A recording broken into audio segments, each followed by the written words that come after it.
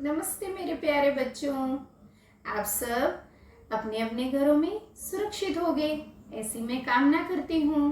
और आज हम ऑनलाइन टीचिंग सुविधा के माध्यम से इकाई 4 के भाग 2 में आपका स्वागत करती हूँ। बच्चों, हमने भाग 1 में चित्र वर्णन देखा। प्रकृति की गोद में बसा हुआ एक रमणीय गांव। बच्चों, आपने जब गांव का दृश्य देखा ना, तब आपके मन में बहुत से सवाल उठे होंगे, जैसे कि चरवाहा गाय चराते वक्त क्या सोचता होगा, तितलियां क्यों उड़ती है, पक्षी एक साथ क्यों उड़ते हैं, और सूरज निकलने पर क्या क्या होता है। तो बच्चों, इन सारे सवालों को मैं आज भाग 2 में सुलझाऊंगी। और प्रकृति ईश्वर की देन है, तो हमें प्रकृति की सुरक्षा करनी चाहिए, प्रकृति के तत्वों की सुरक्षा करनी चाहिए।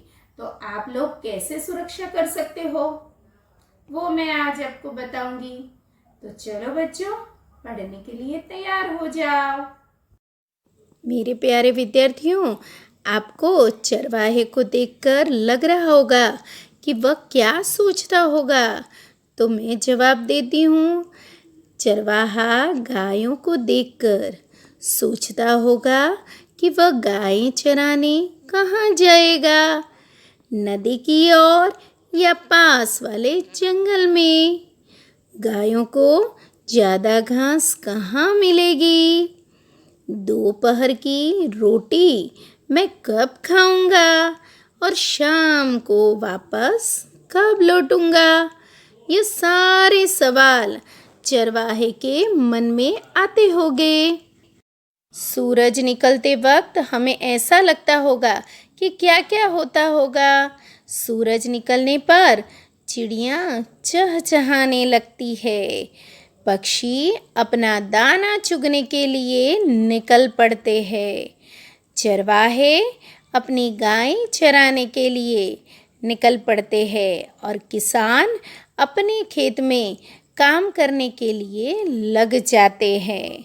सभी फूल खिलने लगते हैं, मानो पूरे संसार में स्फूर्ति आ जाती है और फुर्तीला लगता है। बच्चों, बगीचे को देखकर आपको लग रहा होगा कि मैं बगीचे में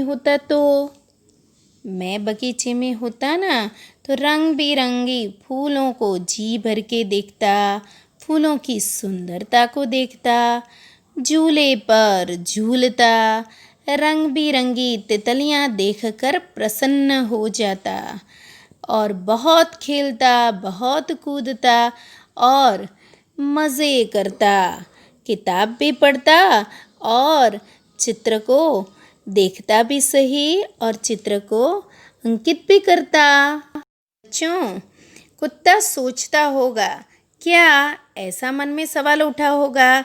तो कुत्ता सोचता होगा कि मैं किसान के साथ जाऊं या नहीं, मुझे इसके साथ जाने से खाना मिलेगा या नहीं, मैं इस आदमी की हमेशा रखवाली करूँगा या नहीं, ऐसे सवाल उठते होंगे।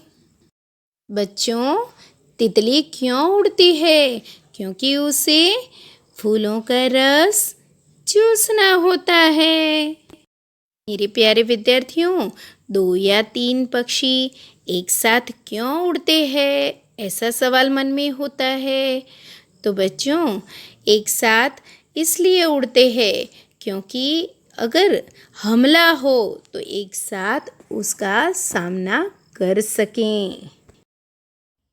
मेरे प्यारे विद्यार्थी मित्रों, आपको चित्र वर्णन में देखकर जो सवाल मन में उठे थे उसको मैंने सुलझाया।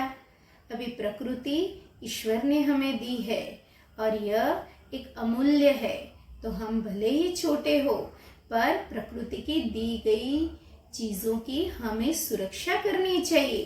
तो आप लोग कैसे सुरक्षा कर सकते हो, चलो मैं आपको चित्र के साथ बताती हूँ। बच्चों, हमें पेड़ पौधे लगाने चाहिए, पेड़ों की सुरक्षा करनी चाहिए। तो हम अपने सहाध्यायियों और मित्रों के साथ सप्ताह में एक पेड़ उगाएंगे, ऐसा प्रण लेंगे और पेड़ को काटने से भी रोकेंगे। समझ में आए ना बच्चों? प्रकृति का दूसरा तत्व है पानी। है अनमोल ये निर्मल पानी, बूंद बूंद है हमें बचानी। पानी का बचाव करना चाहिए क्योंकि जल ही हमारा जीवन है। जल हमारे लिए जीवन जरूरी है। प्रकृति का तीसरा तत्व है ऊर्जा, यानी कि बिजली। बिजली का बचाव करना चाहिए। ऊर्जा बचाओ, आने वाले कल के लिए संभावनाएं जगाओ। बच्चों, आज से हम प्रण लेते हैं कि बिना वजह लाइट जहाँ पर भी चालू होगी तो हम उसे बंद करेंगे और बाहर जाने पर लाइट बंद करना नहीं भूलेंगे। हमें प्रकृति के चौथे तत्व पेट्रोल डीजल की भी सुरक्षा करनी चाहिए, उसे बचाना चाहिए। तो हम अपने से बड़े भाई बहन को उसकी सुरक्षा करने, यानी कि मोटरसाइकिल चालू हो तो उसको बंद करने की सलाह देंगे।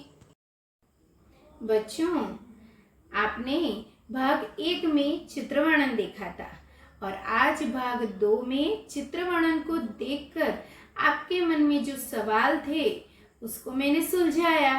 वो आप समझ गए ना? और प्रकृति की सुरक्षा आप कैसे कर सकते हो, भले ही छोटे हो, फिर भी आपको प्रकृति की सुरक्षा करनी है, वह आपका कर्तव्य है। तो आज से आप प्रकृति की सुरक्षा करोगे ना? चलो, इसी के साथ मैं यहाँ पर भाग 2 समाप्त करती हूँ।